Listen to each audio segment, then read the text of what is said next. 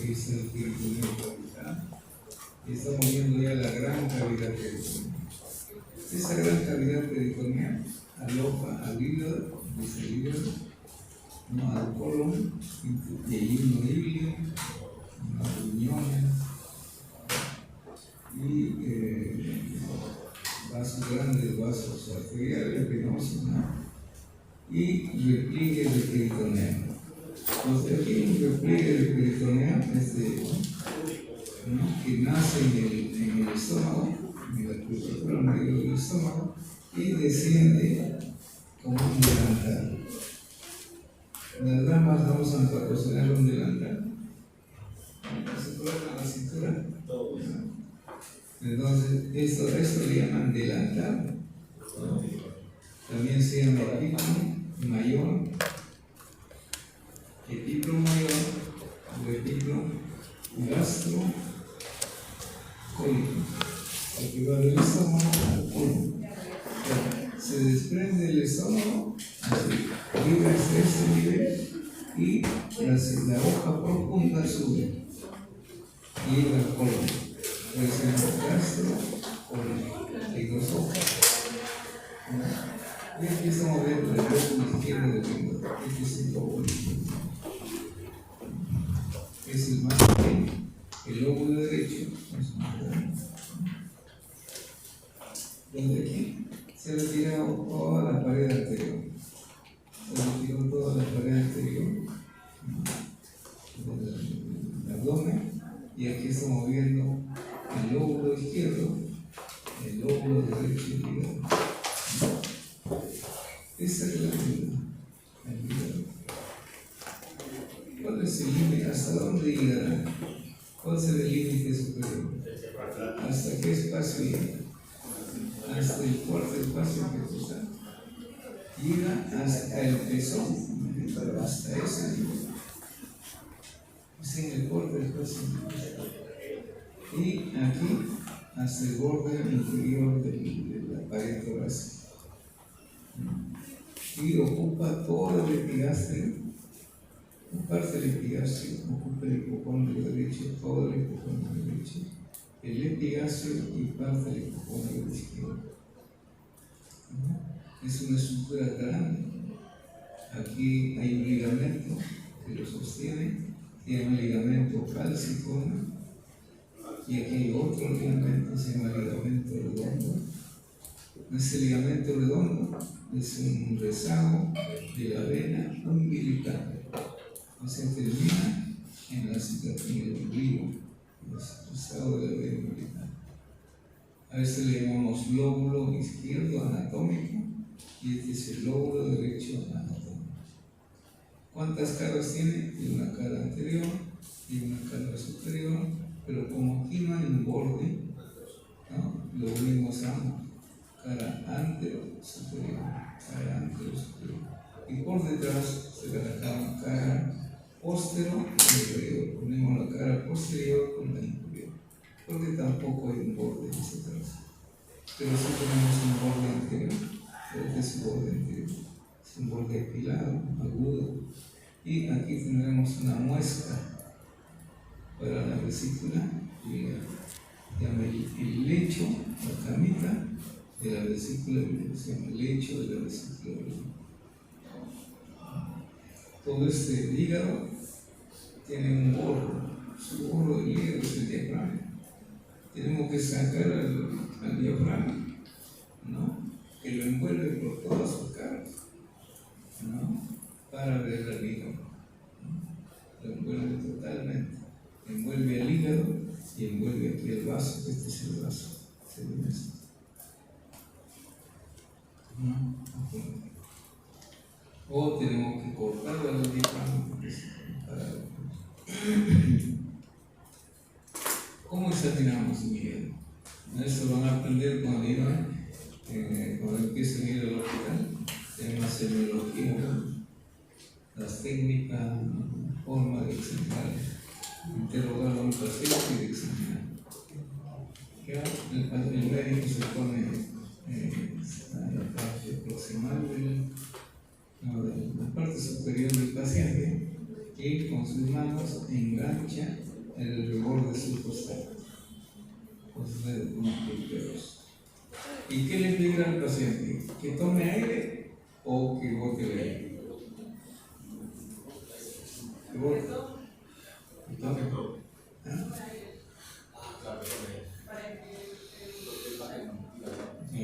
El diafragma, ¿qué pasa cuando toma aire?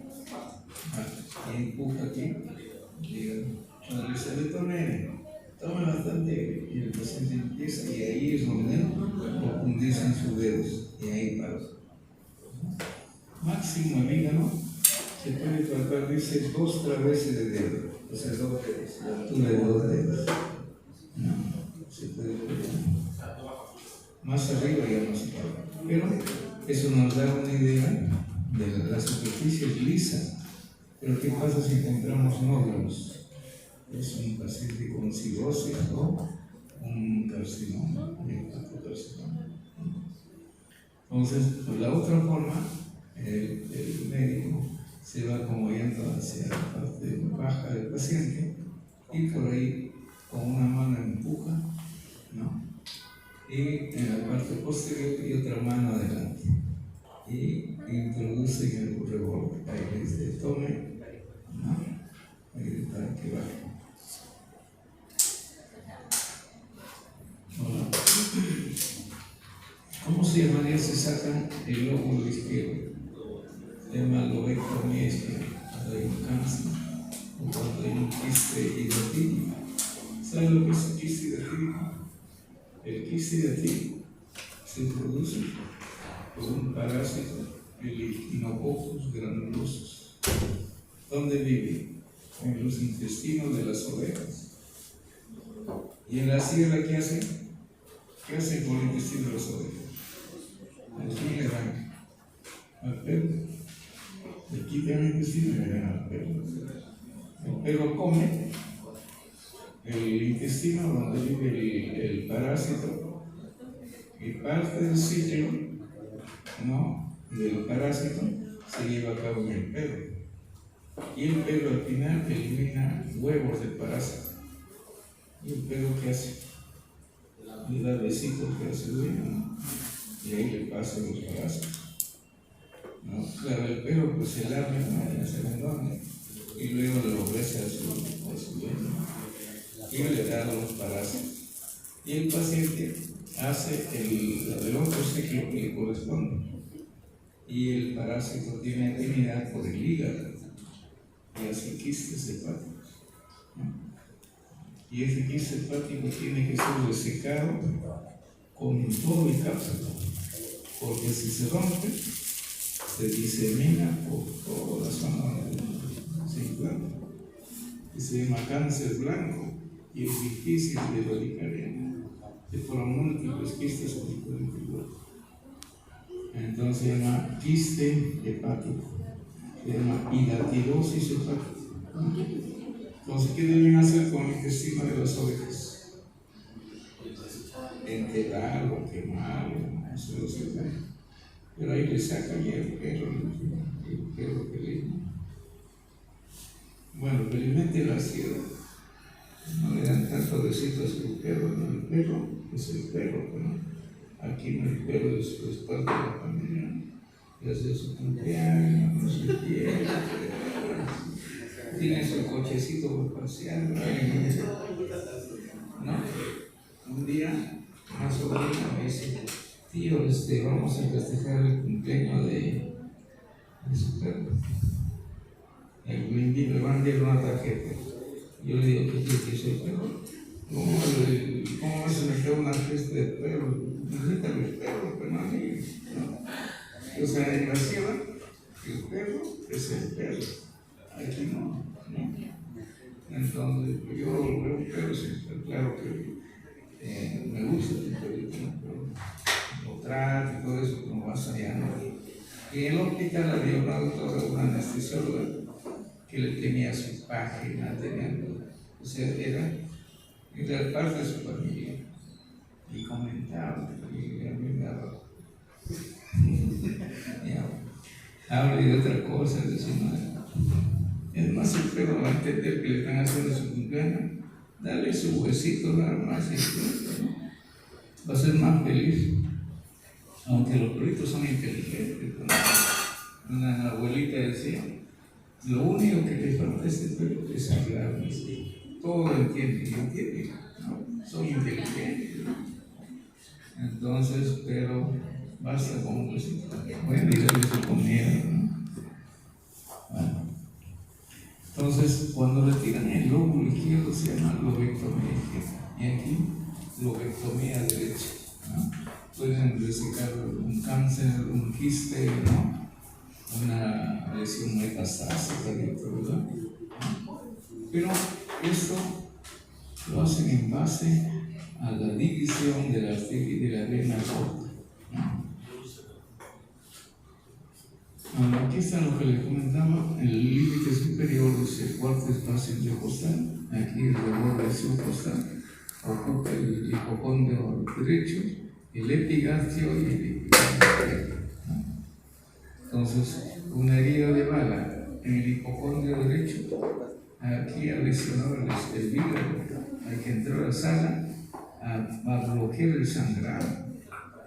Ahora, ahí podrán agarrar un vaso en el hígado, ¿no?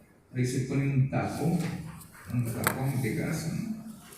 Y se deja el tapón, y después hay que volver a entrar para sacar, pues no se va a infectar. Pero ya cuando saca el tapón ya está el vaso sanguíneo desencobrado, ¿no?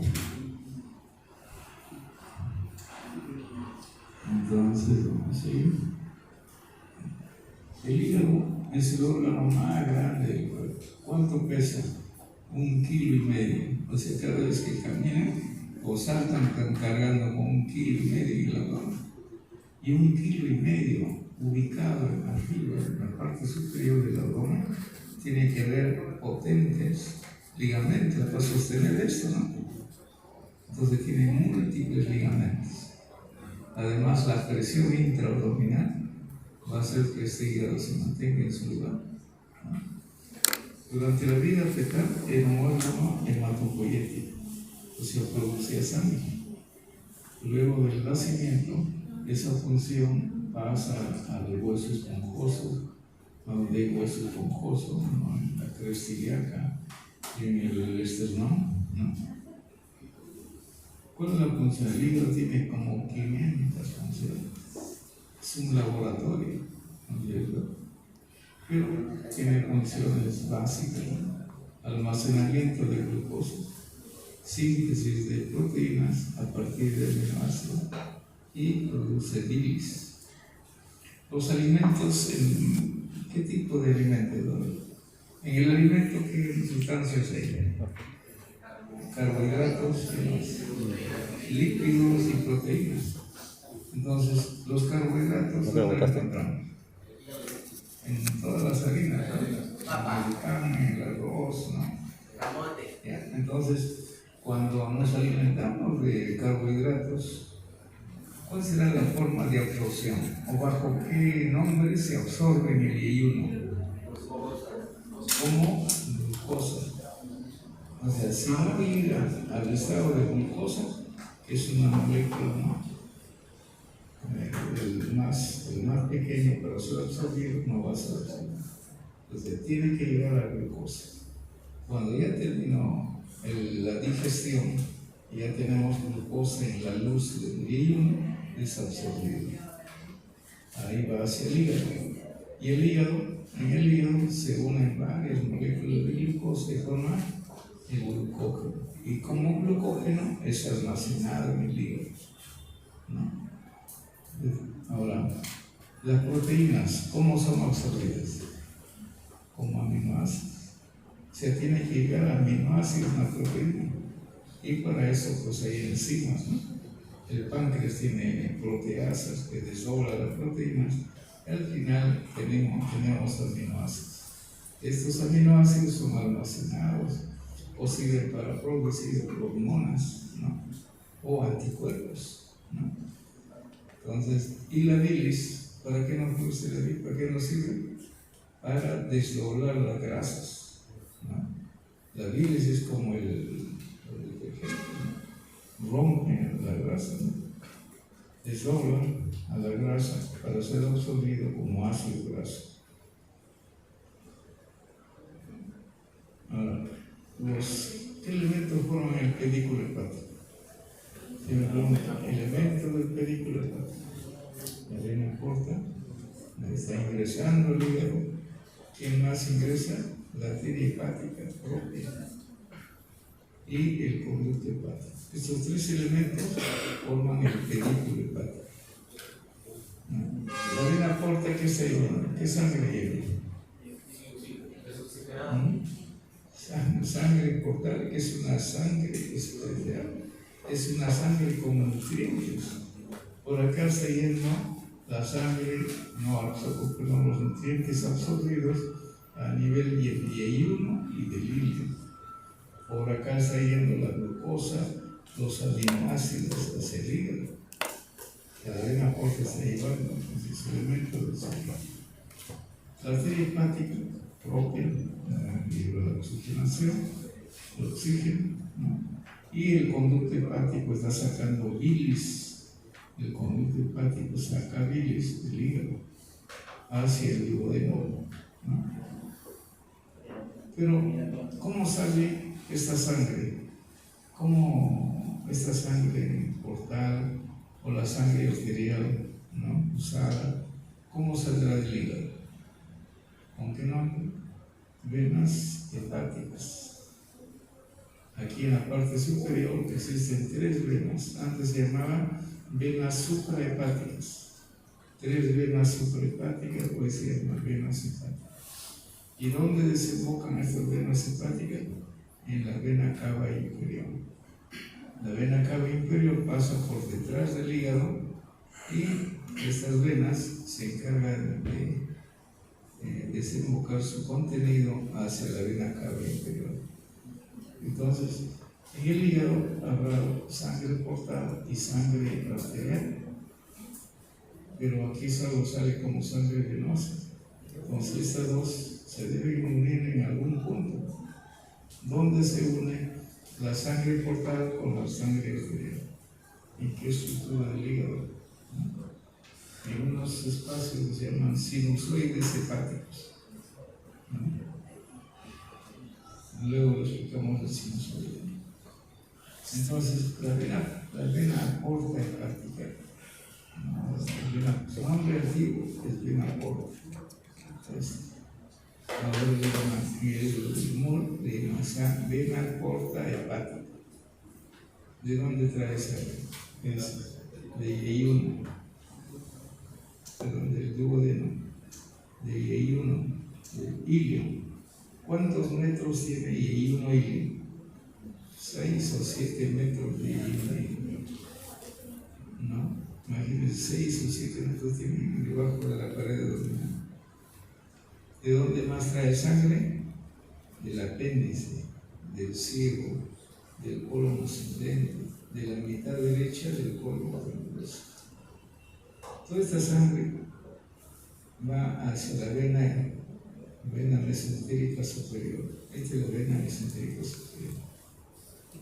La vena mesentérica superior se une con la vena esplénica que viene del vaso. Y aquí es donde se forma la vena porta.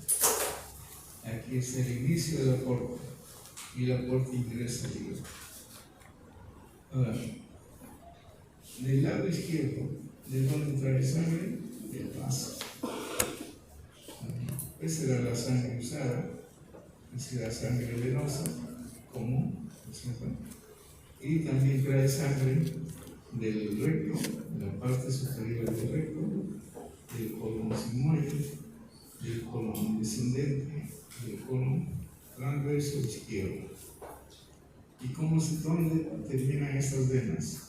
Terminan en esta vena que se llama vena mesentérica inferior. ¿Y dónde desemboca la mesentérica inferior? En la esplénica. Pero esta sangre será comparable a esta de aquí. No, porque aquí es sangre con elementos nutritivos. Y aquí sangre común, sangre venosa, que ha sido usada por estos órganos y está. Entonces aquí, por eso el neto lo pinta, ¿no? De dos colores diferentes, como si dieran dos corrientes diferentes, ¿no? Quien más drena es el estómago. Las venas de la curvatura menor están drenando directamente en la vena corta. Entonces, a esto se llama sistema de vena corta. Se llama el sistema corta. La pregunta es, ¿qué pasa si el paciente tiene una cirrosis hepática? No pasa la sangre. ¿Qué significa cirrosis? ¿Qué significa? Reemplazo de hepatocitos por tejido fibroso que ya no tienen función. Es como la fibrosis pulmonar, ¿no? ¿Han escuchado la fibrosis pulmonar? El paciente ya no va a requerir, cada vez necesita oxigenación. Igual aquí se va destruyendo los hepatocitos venos, ¿no? Al final todo es tejido fibrótico, ya no funciona. Y el tejido fibrótico es retráctil. Entonces estos vasos le van cerrando. Entonces el paciente en la sangre ya no puede pasar por el hígado.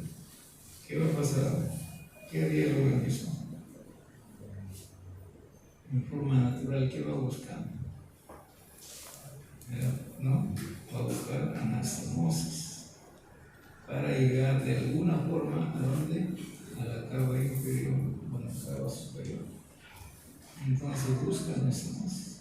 Y en el cuerpo hay miles de anastomosis, pero son anastomosis con vasos pequeños. Entonces la sangre que debe ir hacia el hígado retrocede, busca otra salida y busca por aquí hacia el esófago. Pero estos vasos esofágicos o gástricos, según el esófago, se unen con vasos esofágicos que desembocan en la cava inferior. Entonces va a haber anastomosis entre estos vasos esofágicos de la vasos venosos esofágicos que desembocan en lo que se llama coronaria izquierda o gástrica izquierda, tiene sus vasos esofágicos. Estos vasos se unen con vasos esofágicos que normalmente desembocan en la cava.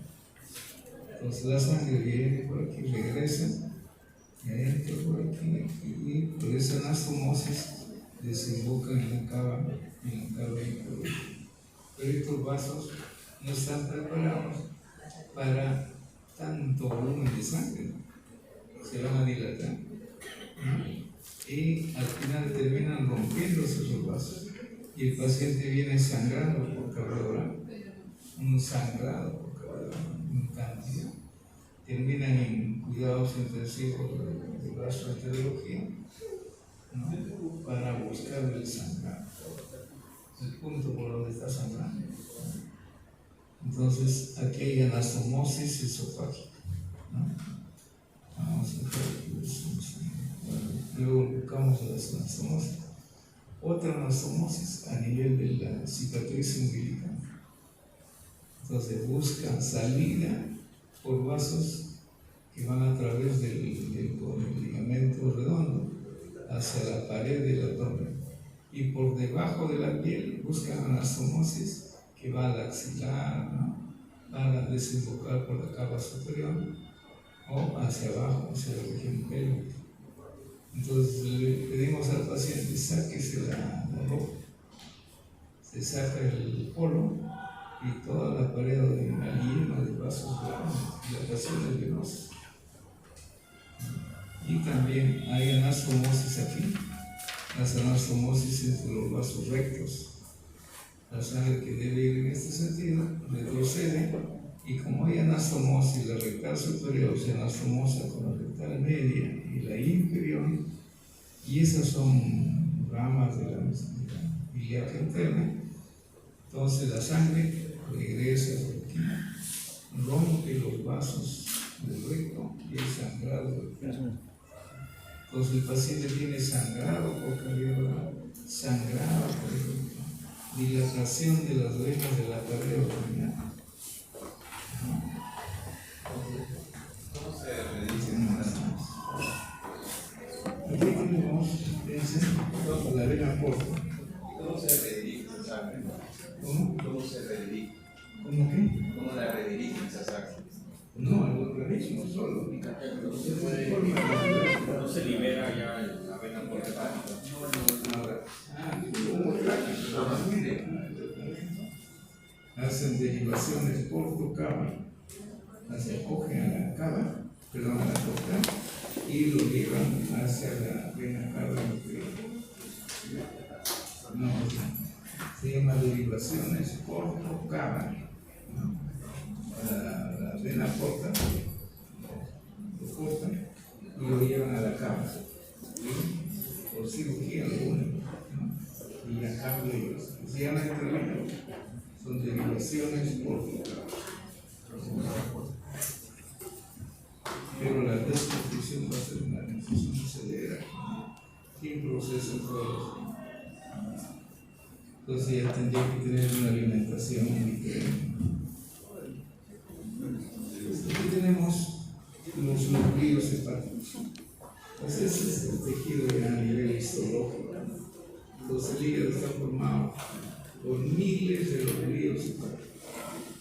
Cada lóbulo hepático tiene una vena central.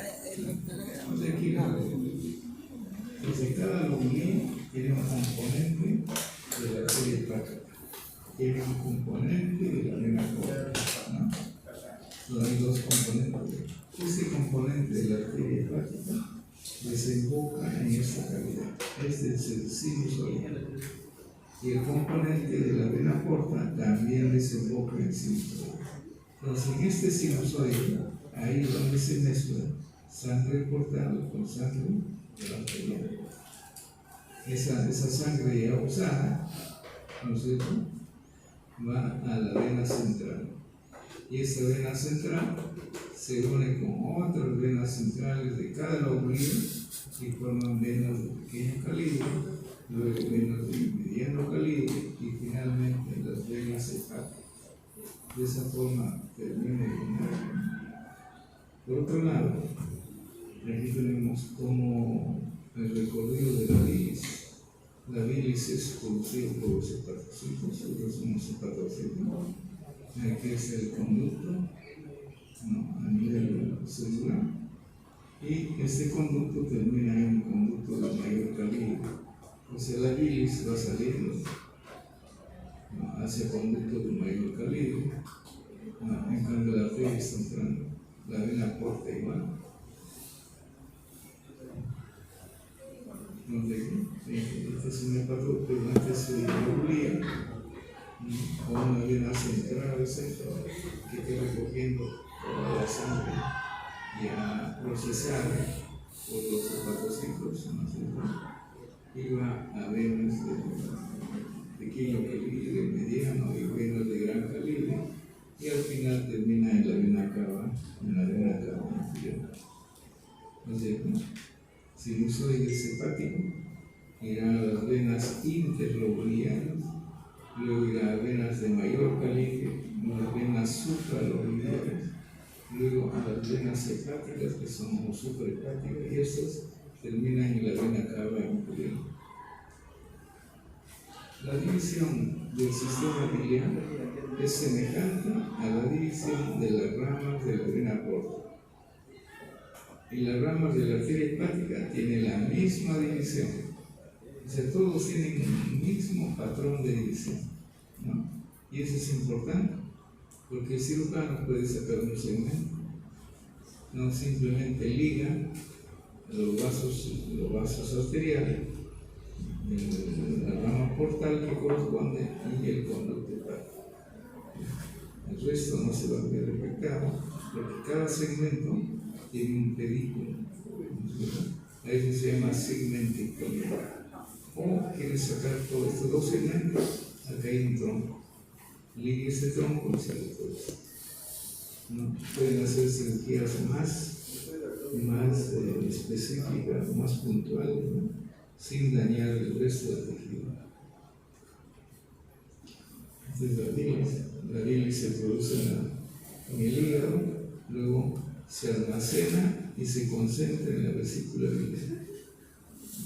O sea, la vesícula es la función de la vesícula, es una zona donde almacena y concentra. Pero para concentrar, ¿qué tiene que hacer? Le quite el agua, no se concentra. Cuando no necesita, ¿qué hace la vesícula? Sus paredes que tienen fibras musculares lisas se contraen, ¿no? Al contraerse, elimina bilis hacia el conducto hepático, ¿no? Primero el cístico y luego el colédoco. Y el colédoco termina en la segunda porción del duodeno, que es el lugar donde se va a encontrar con los líquidos, ¿no? Y se va a encontrar con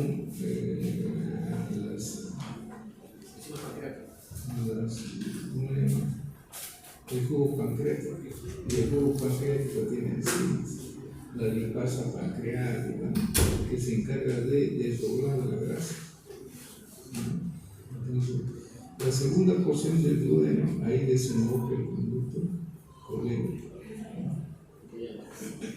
Ahora, cuando hay cálculos, ¿qué pasa? Esos cálculos de la vesícula biliar pueden salir ¿hacia dónde? Hacia el cístico, al colédoco, y si es un cálculo grande, se queda en el camino y produce una dilatación de todo el sistema biliar. Y es un problema porque se puede infectar y hace una septicemia y se mata. Entonces, ¿qué hace el cirujano? Pero primero el paciente que se obstruye, ¿qué molestia tiene? Un dolor intenso, es insoportable. Va a la emergencia, una ecografía, la vesícula llena de cálculos. Le hacen un examen más específico, hay un cálculo en la parte distal del colédoco que se ha quedado atrapado en el punto donde se une con el conducto pancreático. Entonces el paciente tiene que ser sometido a una cirugía para sacar la vesícula y para retirar el cálculo que está aquí.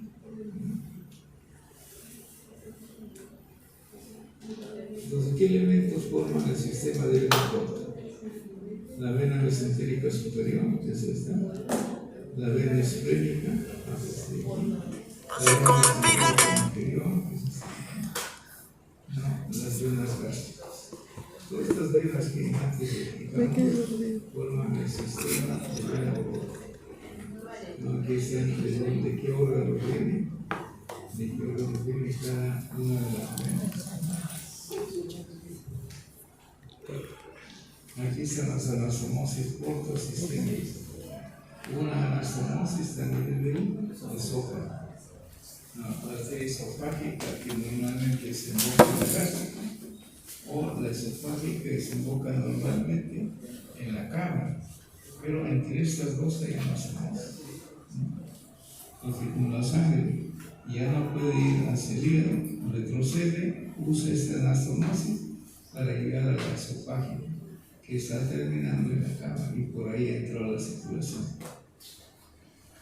Igual a nivel de la cicatriz umbilical, a nivel del recto, entre la rectal superior y la rectal media.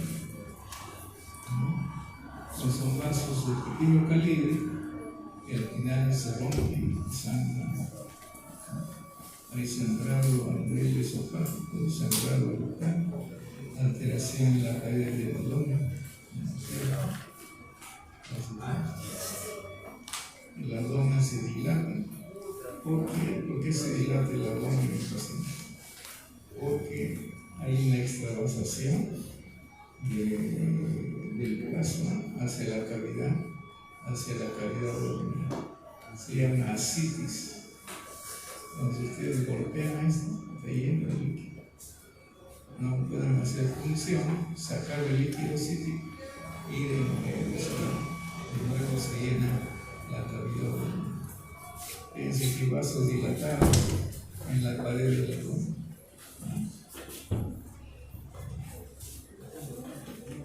Ahora, ¿cuáles son las vías biliares extrahepáticas?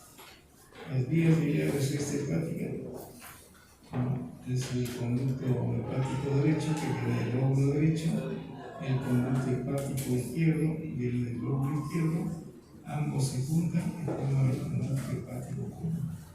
Este es el conducto hepático común. El conducto hepático común se une al conducto cístico y forman el conducto colédoco.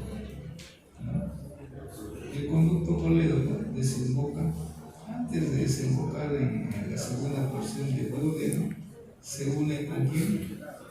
Con el conducto pancreático, ¿no es cierto? El conducto principal del páncreas, el conducto de Wilson, ¿no? Que nace en la cola del páncreas, recoge todo el jugo pancreático de todo el parénquima pancreático. Y aquí se une con el colédoco y forman una dilatación que se llama ampolla de Baker. Y esa ampolla de Baker termina en un orificio en la segunda porción del duodeno. Y ese orificio, esa parte distal, está tapizado de mucosas. Entonces, cuando uno abre el duodeno, ahí encuentra la desembocadura. Y eso se llama carúncula mayor. ¿Qué es la carúncula? Es el repliegue de mucosa alrededor de la parte distal de la ampolla de Baker. Ahora, el colédoco, ¿cuántas porciones tiene? Tiene 4 porciones. Una porción que está por encima del duodeno, ¿no? Aquí no se determina. Esta pequeña porción por encima del duodeno se llama la porción supraduodenal. Otra que está detrás del duodeno se llama retroduodenal. Otra porción que está detrás del páncreas, que es páncreas. Todo esto de aquí es duodeno. Primera porción del duodeno, segunda, tercera porción. Entonces tenemos una porción supraduodenal, una retroduodenal, una retropancreática y una intrauterina. Tenemos 4 porciones del duodeno, del colédoco. Aquí tenemos una supraduodenal, una retroduodenal por detrás de la primera porción del duodeno, una que está por detrás del páncreas, la retropancreática, y luego tenemos la intramural, que está en el espesor de la pared. Pero aquí recibe bien el conducto pancreático. Y aquí por una dilatación que se llama ampolla de Baker. Y alrededor de la ampolla de Baker va a haber fibras musculares lisas que van a formar un esfínter que se llama el esfínter de Oddi. Ahora lo vamos a ver por el esfínter. La vesícula biliar, ¿qué partes tiene? Tiene un fondo, el fondo fundus de la vesícula biliar, tiene el cuerpo de la vesícula biliar, tiene un cuello, no, antes del conducto cistral, se llama cuello de la vesícula, y luego viene el conducto cistral, que se une al conducto hepático y forma aquí el conducto colédoco, y el colédoco se une al conducto pancreático.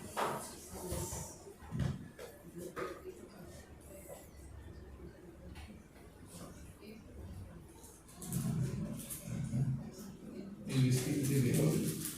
El esfínter de Oddi está formado por fibras musculares lisas que envuelven al colédoco, que envuelven al conducto pancreático y a la ampolla de Baker. ¿Cuál es la función de estas fibras que forman el esfínter de Oddi? Evitar que los elementos nutritivos que están en el duodeno ingrese a esta fibra, bloquean el ingreso, pero a la vez regulan también la secreción de bilis y de jugo pancreático hacia el duodeno.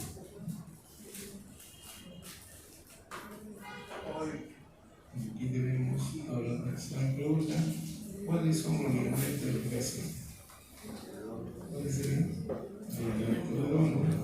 el ligamento falciforme, todo esto. Y aquí hay otro ligamento. En la parte superior del hígado hay este ligamento. Se llama ligamento coronario. El ligamento coronario se fija a la cara inferior del diafragma. Ese ligamento coronario tiene dos hojas. Una hoja anterior, la que estamos viendo, y por detrás hay otra hoja, que es una hoja posterior. Pero la hoja anterior se une con la hoja posterior en los extremos. Entonces las hojas anteriores y posterior se unen en los extremos formando el ligamento triangular. Aquí estarían dos ligamentos, uno del lado derecho y otro del lado izquierdo. Entonces son los ligamentos de fijación. Ahora, hay otro elemento que va a contribuir en la fijación, es este. Antes habíamos hablado del epíclomo mayor o delantal. Este delantal o epíclomo mayor se inserta en la curvatura mayor del estómago. El estómago tiene una curvatura menor y tiene una curvatura mayor. Entonces, el epíclomo se desprende de la curvatura mayor, desciende y luego asciende por detrás. Tiene una hoja anterior y tiene una hoja posterior. La hoja posterior ya no regresa al estómago, regresa al colon transverso. Por eso se llama aumento menor, aumento mayor, también se llama epíclomo mayor, epíclomo gastropólico, porque va del estómago al colon transverso, termina en el colon transverso. ¿Cuántas hojas tiene aquí? Tiene una hoja anterior y por detrás, cuando regresa al colon, ahí está la hoja posterior. Ustedes pueden coger al delantal por aquí abajo y lo pueden llevar arriba.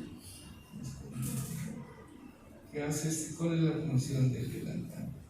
Protege a las vísceras abdominales, al intestino principalmente, vienen por delante. Entonces el cirujano cuando tiene que levantar el delantal para operar si hay alguna perforación o para explorar el yeyuno híbrido. Pero en realidad el epíclomo tax, fíjense, toda la cavidad abdominal está tapizado de peritoneo, las paredes. Si tapiza la pared, se llama peritoneo parietal. Igual que la pleura, ¿se acuerdan la pleura parietal tapizaba la pared, ¿no? La cara interna de la córdoba torácica. Igual aquí, hay un peritoneo parietal que tapiza la pared interna, ¿no?, de la pared abdominal. Pero cuando tapiza una víscera, y es peritoneo visceral. Si está en la pared, peritoneo parietal. Si está en la víscera, peritoneo visceral. Y estos repliegues, ¿no?, le pertenecen al peritoneo, ¿no? Estos son repliegues del peritoneo. Ahora aquí se pregunta cuál es la diferencia o cuál es la característica de un aumento o epíclomo. El aumento o epíclomo une una víscera con otra víscera. Aquí, por ejemplo, el aumento menor es este, ¿no es cierto? ¿Qué está uniendo el aumento? Estómago o hígado. Entonces se llama aumento o epíclomo. ¿Qué pasa si une una víscera con la pared? Ya no víscera con víscera, sino víscera con pared. Se llama meso. Un meso colon transverso, une el colon con la pared. Este se llama meso. O sea, víscera con pared, meso. Tenemos meso colon transverso, meso colon sigmoide, ¿no? En cambio el epíclomo es víscera con víscera. ¿No? Por eso aquí comienza en el estómago y termina en el colon transverso. Aquí el epíclomo menor aumenta curvatura menor del estómago y termina en la cara inferior del hígado. Y ese es el momento menor. Ahora el autor lo divide en dos partes. La parte que está cerca del pedículo le llama ligamento hepatoduodenal. Y el resto, ligamento hepatogástrico. Todo esto es el ligamento hepatogástrico y el otro ligamento hepatoduodenal. Ligamento hepatoduodenal. Y el conjunto le llama momento menor. ¿Qué está uniendo? Víscera con víscera, ¿no? Es un triplo aumento. Ahora, así como tenemos una gran cavidad peritoneal, hay una pequeña cavidad, se llama transcavidad de los citoplasmas. ¿Y cómo entra esa cavidad pequeña? A través de este hiato, de este orificio. Se llama hiato de Wilson. Entonces, detrás del grumento menor y detrás del estómago hay una cavidad. Se llama la transcavidad de los citoplasmas. ¿Y por dónde puede ingresar? Por aquí. Entonces, mejor aquí lo vamos a entender. La gran cavidad peritoneal es todo esto. O desde la gran cavidad peritoneal. Y la transcavidad es este espacio.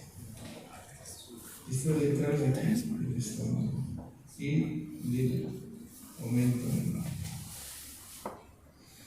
¿Y cómo ingreso? Por este orificio.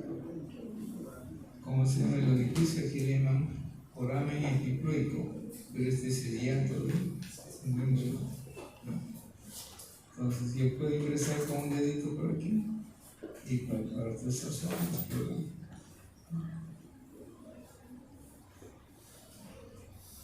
Aquí igual, es difícil. La transcavidad de los citoplasmas. Aquí es el hiato de puede ingresar por detrás de la gran forma.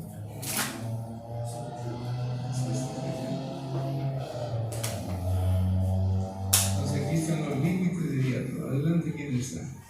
El pedículo de Pacho. Atrás, la vena cava inferior. Arriba, el lóbulo caudado del hígado. El lóbulo caudado. Y abajo, la primera porción del hígado. Es el bulbo duodenal. Entonces, estos límites darán como resultado un hiato, una puerta de entrada hacia la transcavidad. Aquí tenemos la cara inferior del hígado. Aquí vamos a encontrar tres fisuras. Una fisura longitudinal derecha, una fisura longitudinal izquierda y una transversal. En la fisura longitudinal derecha, aquí, vamos a encontrar el ligamento redondo hacia adelante. Este es el ligamento redondo. Hacia atrás, la vena de Lancia, se convierte en ligamento, se llama ligamento de Lancia. Es el lado derecho. El lado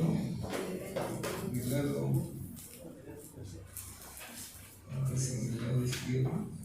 En el lado derecho está la vesícula biliar con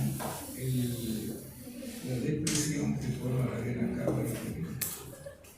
Es vena cava inferior y vesícula biliar. Y aquí hay una zona transversal donde está el pedículo. Entonces tenemos aquí dos fisuras longitudinales o cervicales y una transversal.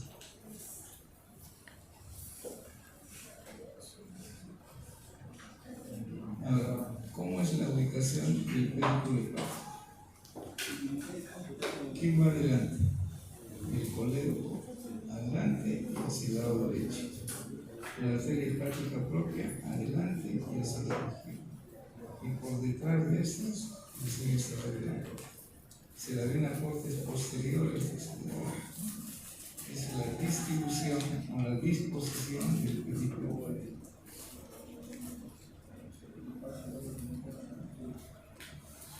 Ahora, el cirujano, para sacar la vesícula, ¿qué tiene que buscar? ¿Qué quiere buscar?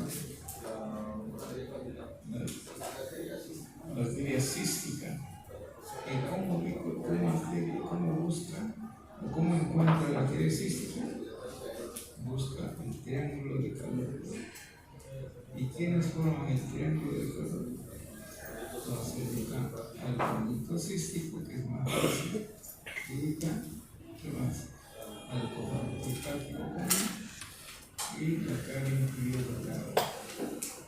En este triángulo tiene que estar la arteria cística.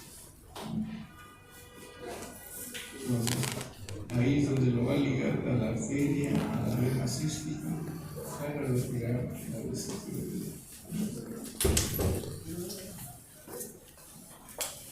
¿Cuál es el contenido del triángulo de calor?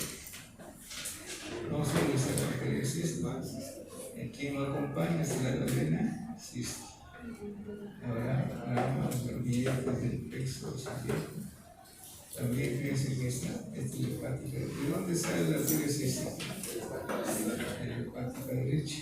Entonces, la parte de la hepática derecha está ahí. Dentro del triángulo está la hepática derecha. La rama derecha de la vena porta conmigo. Y no dirige la hepática. Ahora, Procalor presenta su tesis en 1890, una tesis sobre las colecistectomías, o sea, el retiro de la vesícula biliar.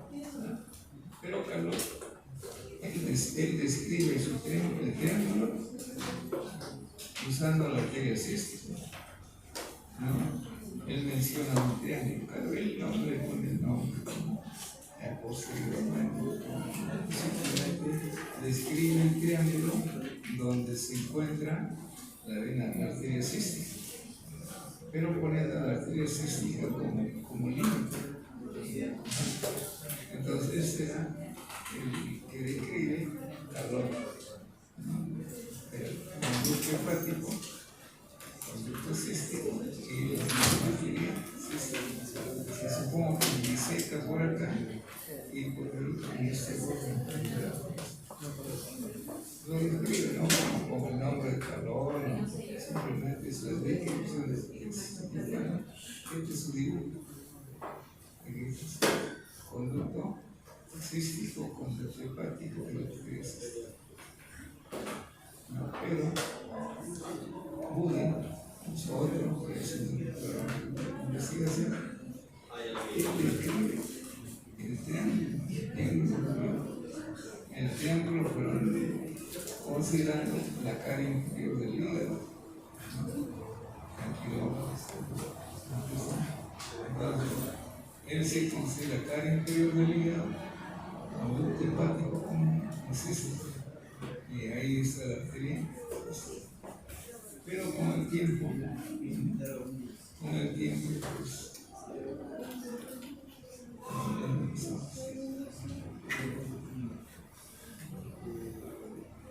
tiempo termina llamándose a esto triángulo de Calor, cuando debería llamarse el triángulo de Tulio. Entonces, es la historia del triángulo.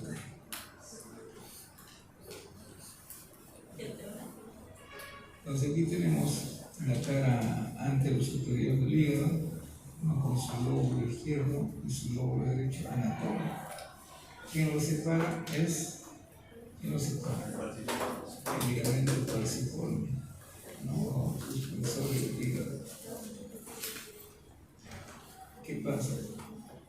Cantley, él hacía autopsias, buscaba un patólogo que hace autopsia. En esta época, ¿no? Le llega un cadáver y al hacer la autopsia el hígado y ve el hígado estaba necrosado, todo esto estaba necrosado. Y esta parte no, tenía su color natural, cadavérico, ¿no? Pero esto estaba infartado. Entonces, ¿él qué hace? Agarra el bisturí y lo corta. Coge la vena cava inferior y la vesícula y lo lleva a la balanza. Este pesa, digamos, 750 gramos y el otro 750, ¿no es cierto? Tenía el mismo peso, ¿no? Entonces, esta es la mitad del hígado, ¿no es cierto? Entonces, él dice que esta zona encuentra que el tronco de la vena porta derecha estaba obstruido y por eso esto sería necrosado. Y el tronco de la vena porta izquierda estaba libre. Entonces, esta es la división, ¿no? Fisiológica. Entonces, este es lóbulo derecho y este es lóbulo izquierdo, ¿no? Este es simplemente un ligamento que inicialmente puede ser lóbulo izquierdo y lóbulo derecho, una descripción anatómica. La otra es la división funcional. Y a partir de ahí le ponen a esta línea como línea de Cantley, ¿no? Entonces él es el que divide o considera los lóbulos. La historia de Cantley, esta historia de Ley. Entonces aquí tenemos la línea de Cantley, que dice el lóbulo derecho, aquí está el lóbulo izquierdo funcional. Ahora, en el interior aquí está la vena porta, el tronco principal, y a este nivel se divide rama derecha y rama izquierda. Y donde estaba la obstrucción estaba, y todo esto estaba necrosado. Ahora, cada uno de sus troncos tiene un territorio fijo, ¿no? Y cada parénquima que rodea una de esas ramas se llama un segmento. Pero Cantley todavía no estudia la segmentación, ¿no? Un cirujano francés, anatomista y cirujano francés, él es el que estudia hígados. No estudia y diseca la cantidad de hígados y llega a la determinación que la vena porta tiene ramas específicas y alrededor de cada rama está el parénquima hepático. Entonces lo divide en segmentos. Él es el que divide, hace la segmentación. Entonces lo divide en base a la división de la porta, lo divide en 8 segmentos. Pero visto por su cara anterior superior, vemos el 2, 3, el 4, el 5, 6, 7, 8. Aquí no está el segmento 1. El segmento 1 está en la cara inferior, ¿no? Entonces, este tronco de la vena porta, o la vena porta se divide en 2 troncos, derecho e izquierdo. Y cada uno se distribuye en cada uno de estos segmentos. Aquí, ¿cómo será la distribución horaria y antihoraria? Es 2, 3, 4, 5 horaria. Fíjense, la distribución del conducto biliar también sigue el mismo patrón de la división de la porta. Y la arteria también tiene la misma división. O sea, por cada segmento hay una arteria, hay una vena y hay un conducto biliar, ¿no? Entonces, ligando todo ese paquete, se puede retirar un segmento sin dañar a los segmentos que están alrededor. Ahora, a partir de aquí se generan las venas suprahepáticas. Aquí hay vena suprahepática derecha, suprahepática media y suprahepática izquierda. Todos se invocan en la vena cava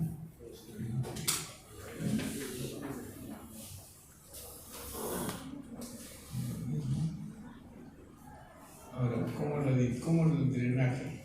¿Cómo drena? Entonces dice, el segmento 2 y el segmento 3 drenan en la vena suprahepática izquierda. En la suprahepática media desemboca las venas que vienen del segmento 4, de la mitad del 5 y de la mitad del 8, de la mitad izquierda. Todo esto drena en la vena suprahepática media. En la suprahepática derecha drena el segmento 6 y 7, la mitad del 8 y la mitad del 5. Es el drenaje venoso de los diferentes segmentos hacia las venas suprahepáticas o hepáticas y esta a la vena cava inferior. La segmentación 2, 3, 4, 5, 6, 7, 8, pero en la cara inferior aquí está el segmento 1. ¿Cómo se llama el segmento 1? Lóbulo caudal. También se llama lóbulo de Spiegel, lóbulo caudado o segmento 1. El segmento 2, el segmento 3, que tiene que coincidir con esta segmentación. Aquí tenemos el segmento 4. ¿Qué nombre tiene el segmento 4? Lóbulo cuadrado. Lóbulo cuadrado es lóbulo caudado. ¿Y dónde desemboca? Perdón. ¿Qué rama de la porta termina en el caudado? El caudado puede ir ramas del tronco derecho o del tronco izquierdo de la porta. ¿No? Pues indistintamente puede tener varios pedículos, pero son pedículos pequeños. Luego el segmento 5, el 6 y el 7. Aquí está en qué sentido? En sentido antiorario, ¿no? Pero tiene el mismo patrón, no es otra división. Y lo comparamos. Ahora podemos hacer preparaciones, ¿no? Se busca hígados frescos y cadáveres frescos, todavía sin pulmón, ¿no? Se lava, ¿no? Con cloruro de sodio, la vena, la arteria, todos los vasos, se saca todos los coágulos y se inyecta acrílico líquido, ¿no? Lo que usan los odontólogos, ¿no? Se inyecta hacia la porta y luego se cierra la porta, ¿no? Luego se deja suspendido un día y el acrílico se solidifica, lo tienen ahí, luego lo meten a un balde lleno de ácido clorhídrico, de ácido muriático. El ácido muriático lo usan para limpiar el baño. Lo dejan suspendido dentro de un balde, al día siguiente lo sacan y lo llevan al caño, y con la fuerza del agua todo el tejido se desborona y terminan con el agua completo. Y ahí pueden estudiar los troncos, ¿no? Los troncos, los segmentos hepáticos, claro, tienen coloreado, uno ya lo colorea. Entonces aquí tendremos el segmento 2, el segmento 3, aquí el segmento 4, por aquí el 5, el 6, el 7 y el 8. Ahora, este autor lo pinta el amarillo de un solo color, el 5 y el 8, porque estos, sus segmentos, sus troncos que llegan a estos segmentos, troncos, ramas de la porta, salen de un mismo tronco. Llega a un mismo tronco acá y se divide en dos. Entonces, para ese autor no existen 8 segmentos, sino 7. El 5 con el 8 son los solo. Ahí hay funciones, ¿no? Ahora, en cuanto a la irrigación, ¿Quién irriga el hígado?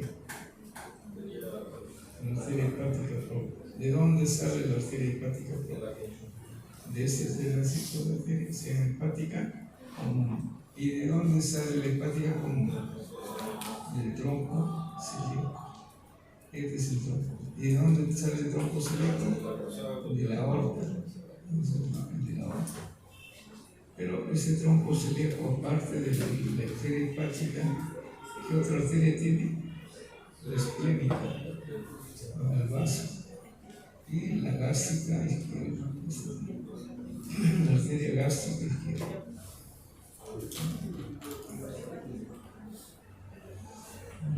Luego de que el paciente presenta un sangrado, el cirujano tiene que lavar toda la arteria con abundante agua, agua tibia, ¿no? Entonces, tiene que explorar los recesos, se llaman fondos de saco, ¿no? Para retirar todo el sangrado. Cuando hay un sangrado por perforación, ¿no? De diésel, ¿no? O por agresión con arma blanca, ¿no? Porque la sangre al final se organiza y genera bridas. Bridas son estructuras fibrosas que une, por ejemplo, el estómago con intestino delgado o con intestino grueso. El paciente tiene obstrucción intestinal por esa unión. Entonces hay que lavar, sacar toda la sangre, ¿no? Para que no se generen esas heridas, ¿no? Entonces explora estos fondos de saco. O sea, habrá un fondo de saco, se llama hepato renal. Levanta el hígado por aquí, bastante líquido, mete la mano por aquí, saca todos los coágulos, se va al receso supremo, también saca. Y al final el agua ya se ve limpio, sangrado por el sitio y así. Entonces, esas son las zonas, los recesos de la fase. Las relaciones, este es el último, de la cara inferior del estómago, hacia la